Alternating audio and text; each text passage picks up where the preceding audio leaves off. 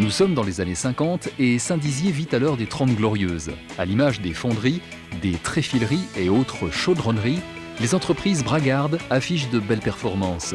C'est le cas de l'usine de crème glacée Mico, de la bonnetterie Gillier ou de la Cima, dont les 3000 employés fabriquent les tracteurs McCormick.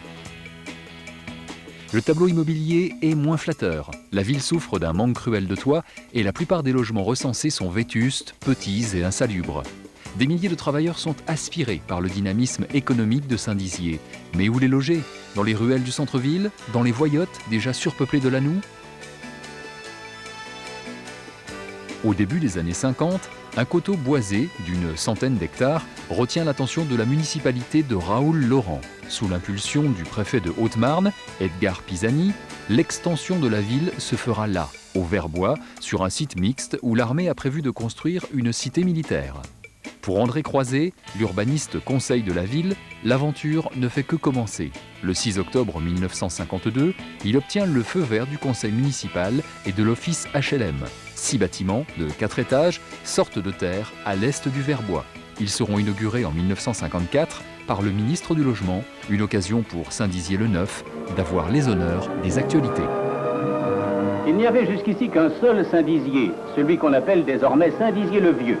Agglomération de maisons vétustes, inconfortables, dont la moitié ne possède même pas l'eau courante. Il y aura désormais un deuxième Saint-Dizier, dû à l'initiative de M. Pisani, préfet de la Haute-Marne. Saint-Dizier-le-Neuf, qui commence à s'étager au-dessus de l'ancienne ville, au milieu des arbres.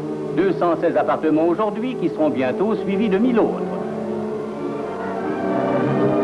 Monsieur le maire, ministre de la Reconstruction, a inauguré cette magnifique réalisation.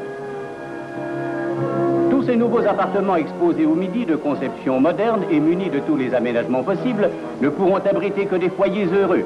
Et Saint-Dizier-le-Neuf se prépare à grandir. Ce sera dans 5 ans une ville de 10 000 habitants.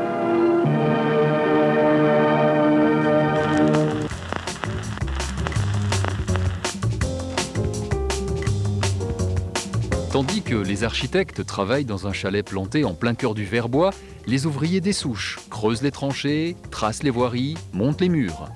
2 autres programmes démarrent en 1953 et 1954. L'un de 64 appartements, l'autre de 1000 logements. Un projet d'envergure qui n'a pas d'équivalent en France.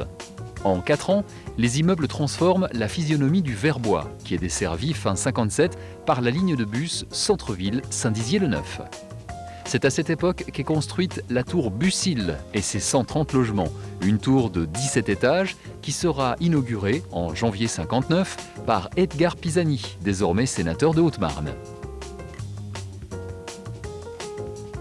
Pendant que les immeubles HLM fleurissent ici et là, les petits pavillons permettent à des dizaines de familles modestes d'accéder enfin à la propriété. André Croiset dresse la carte d'une zone résidentielle de 188 maisons, dont un tiers seront construites par les Castors, des cheminots regroupés en associations. À l'été 58, une zone d'accession à la moyenne propriété est proposée à la vente. Le logis Bragard date de cette période.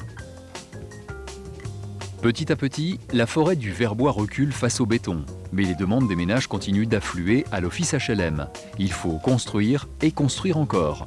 4000 habitants en 1957, 16 000 4 ans plus tard. Le Verbois pousse comme un champignon. En 1965, le boom de la construction connaît pourtant un coup d'arrêt à l'heure où l'État revoit sa participation à la baisse.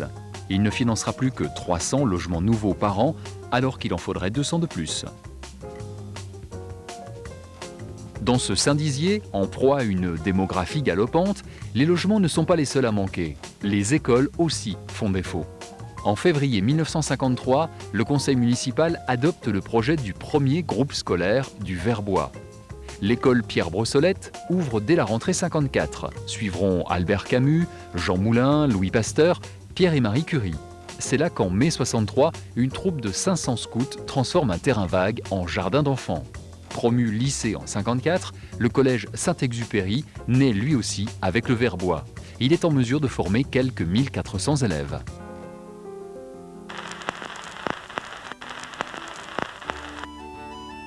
Élevé au rang de paroisse, le Verbois hérite bientôt d'un lieu de culte à son image.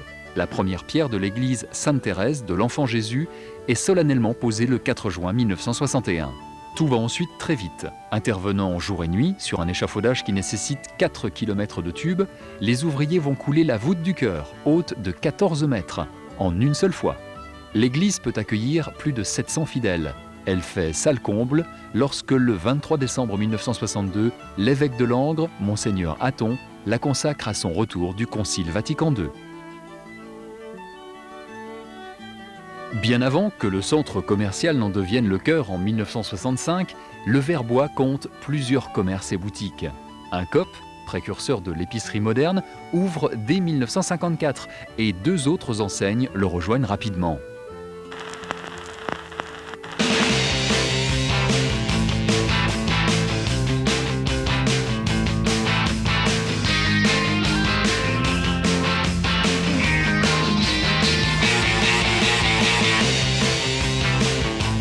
Une dizaine d'années se sont écoulées depuis les premiers coups de pelle. Le Verbois n'est pas encore la ville nouvelle rêvée par ses promoteurs, mais l'euphorie des débuts reste intacte. On envisage alors la construction d'un parc des sports et d'une piscine olympique. L'histoire du Verbois continue.